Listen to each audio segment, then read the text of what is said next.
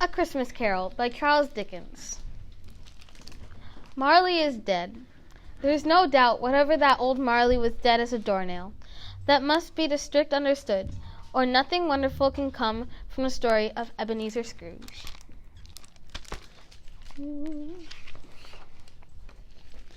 There's a picture, they're buying presents. See, that's Scrooge's shop. But Marley died. Once upon a time, of all the good days in a year, on Christmas Eve, old Scrooge was at work in his counting house when his nephew Fred came in. "A Merry Christmas, Uncle." "Bah," said Scrooge. "Humbug." He was scraping old sinner. Scrooge was hard and sharp as a flint. "If I could work my will," he continued, "every idiot who goes about with 'Merry Christmas' on his lips would be boiled and buried with a shake of holly." "Uncle," pleaded Fred, "you don't mean that. Come dine with us tomorrow." "Humbug," said Scrooge. He waved his nephew out the door.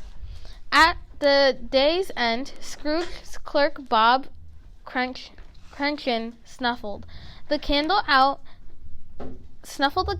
and put on his hat to go. "You'll want all day off tomorrow, I suppose," Scrooge grumbled. "Christmas, a poor excuse for picking a man's pocket every 25th of December." Scrooge walked out after him with a growl. That's the picture. When Scrooge arrived home, however, something strange happened. He put his key in the lock, and he saw in the knocker not a knocker, but the face of his dead partner, Jacob Marley. "Humbug," said Scrooge.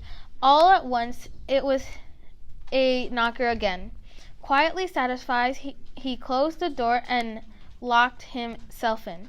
Scrooge had dressed for bed and settled in before the fire when he startled by a clanking noise, as if someone was dragging a heavy chain in the cellar.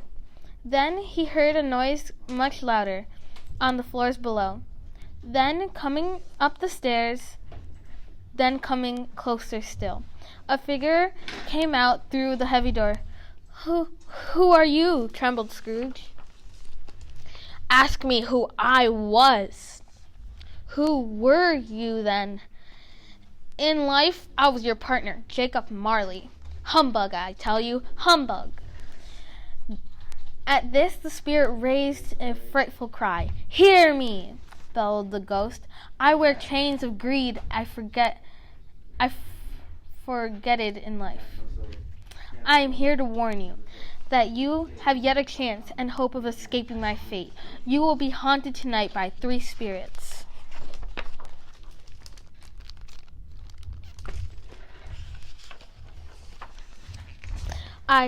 I think I'd rather not," said Scrooge. "Without their visits," said the ghost, "you cannot hope to shun the path I tread, except for the first when the bells trolls one." Then the ghost floated up upon the bleak, dark night. Scrooge certainly could not sleep now.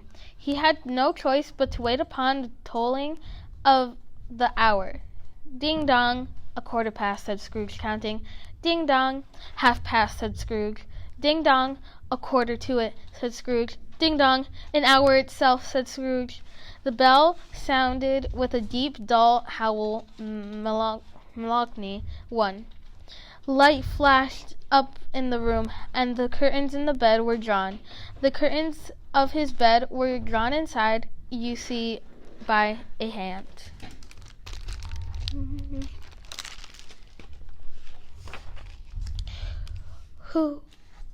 Who and what are you?" said Scrooge demanded. "I'm the ghost of Christmas past." "Long past?" inquired Scrooge. "No, your past." It clasped him gently. "Rise and walk with me." Scrooge was helpless as together they passed through a wall.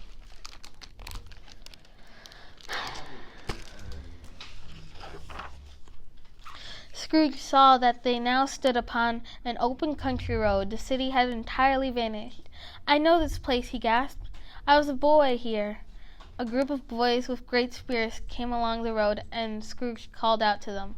The ghost held his hand. These are but shadows of the things that have been," it said. "They cannot see or hear any of us." The boys came on, and Scrooge knew every one of them. Why did his heart leap as they passed? And why was he filled with gladness when he heard them shout, "Merry Christmas"? What was Merry Christmas to Scrooge? What good had ever done him? The school was not quite deserted, said the ghost. They entered a bare room, made barer still by the lines on the desk. At one of these a lonely boy sat reading. Scrooge crept closer. The weight fell upon his heart. "Could it be?" he whispered. "Yes," said the spirit. The boy was Scrooge himself, so many years before. He had no place to go this Christmas, remembered Scrooge, as a tear came to his eye. The ghost smiled thoughtfully. "Let us see another Christmas."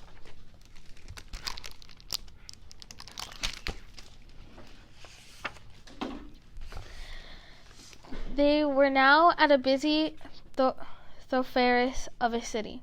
The ghost stopped at a certain warehouse door, and asked Scrooge if he knew it. Was I apprenticed here?" marveled Scrooge.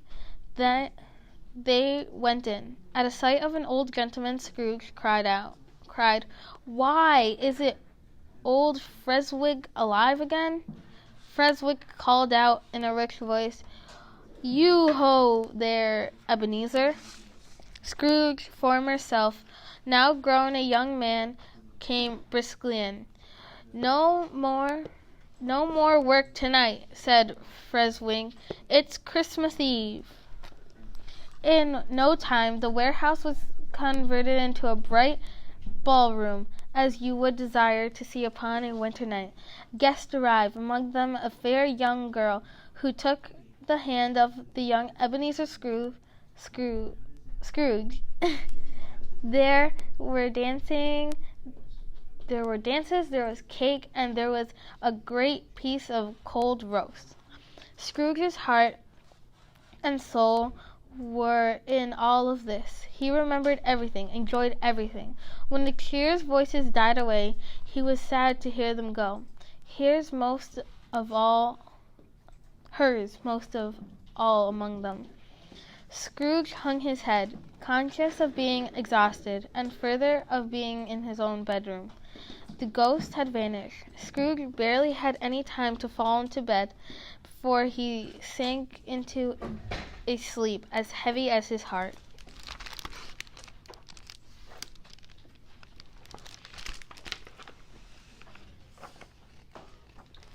Awaking in the middle of a snore, Scrooge did not need to be told the bell was again upon a stroke of an hour. The strange voice called his name. "Know me better, man?" exclaimed the ghost. "I'm the ghost of Christmas Present, and you never seen the like of me before." "Never," Scrooge made answer. "Touch my robe." Scrooge did what he was told, and held it fast.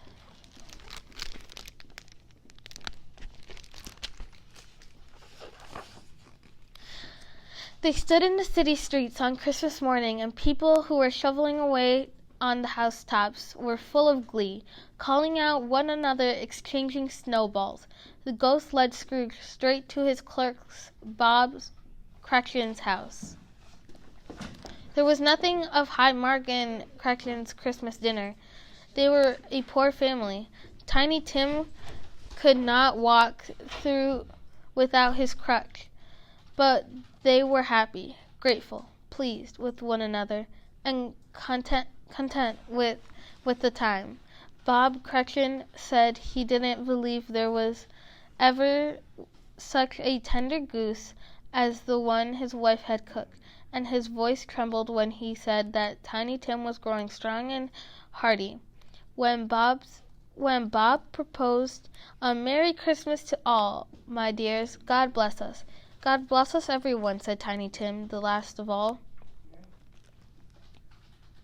"Spirit," said Scrooge, "tell me if Tiny Tim will live."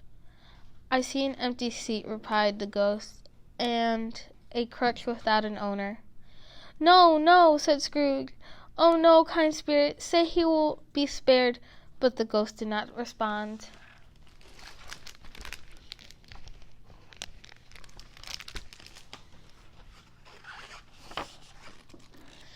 It was a great surprise to hear a hearty laugh at the moment.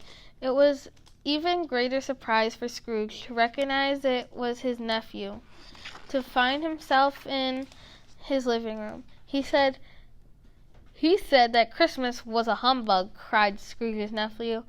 He's a comical old fellow." "I'm sure he is very rich," hinted Scrooge's niece. What of that, my dear?" said Scrooge's nephew. "His wealth is of no use to him. He doesn't do any good with it. He doesn't make himself comfortable with it. He hasn't the satisfaction of thinking, ha ha ha, that he is never going to give us any of it." Scrooge cast his eyes upon the ground, but he raised them speedily on hearing the nephew spoke next. "Merry Christmas and Happy New Year to the old man, wherever he is. He wouldn't take it from me, but he may have it nevertheless, Uncle Scrooge." "Uncle Scrooge!" they cried. "And a Merry Christmas to you, my darlings," Scrooge responded gratefully, forgetting that his voice made no sound in their ears. Soon they began playing games, for it is good to be children sometimes, and never better on Christmas. Scrooge begged like a boy to be allowed to stay. "1 half-hour, spirit, only one."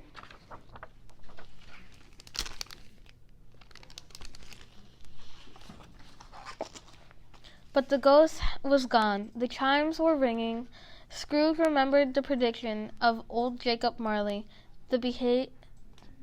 and beheld a solemn phantom draped in a hood, coming like a mist along the ground towards him.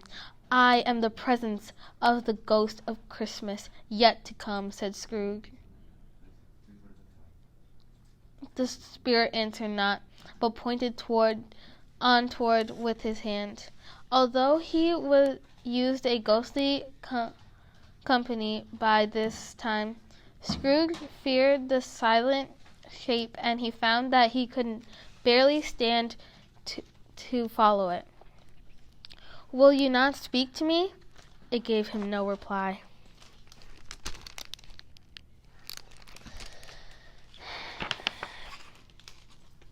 The city seemed to spring up around him, and the spectre gestured a knot of business. "I don't know much about it," said the fat man with a monstrous chin. "I only know he's dead.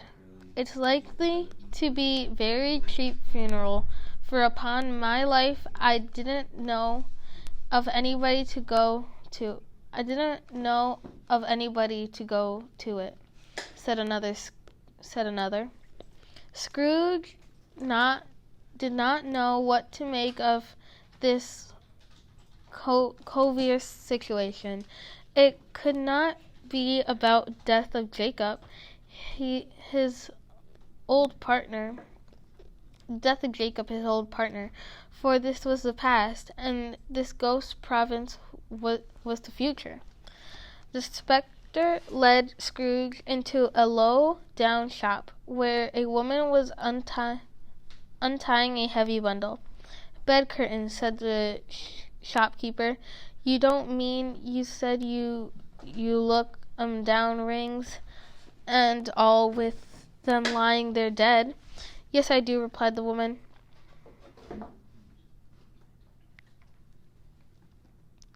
"If he wanted to keep 'em after he was dead, he'll have had someone took looking after him instead of gasping out his last there alone by himself. Ha ha ha. Scrooge shuddered from head to foot. The scene had changed, and now he almost touched a bed, a bare bed, in which beneath a ragged sheet there lay unwatched, unwept, uncared for, a body of this man. "Let us leave this fearful place," Scrooge cried.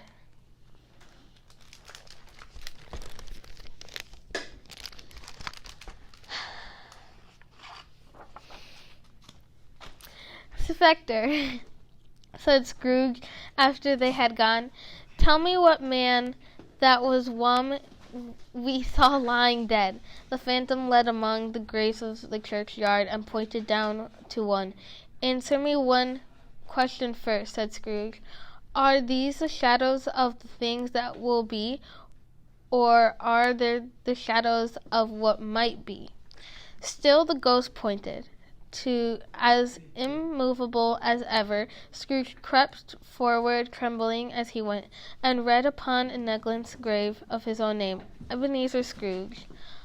"Am I that man who laid upon the bed?" he cried. "No, spirit, oh no, no.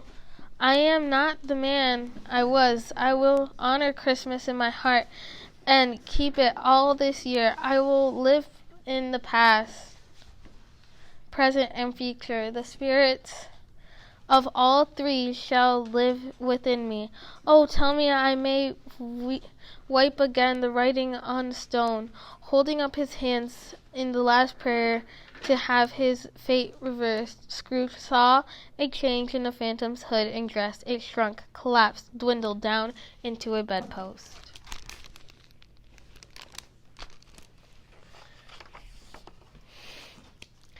Yes, and the bedpost was his own. The bed was his own. The room was his own. Best and surprised of all, the time before him was his own. To make amends, Scrooge opened the window. "What's today?" he called down at the boy in the street. "Why, Christmas Day," replied the boy. "I haven't missed it," said Scrooge himself. "By my fine fellow, do you know whether they've sold the prize turkey that was hanging up in the next street?" We're gonna have to stop there because I'm running out of time, but we'll keep reading later, I guess.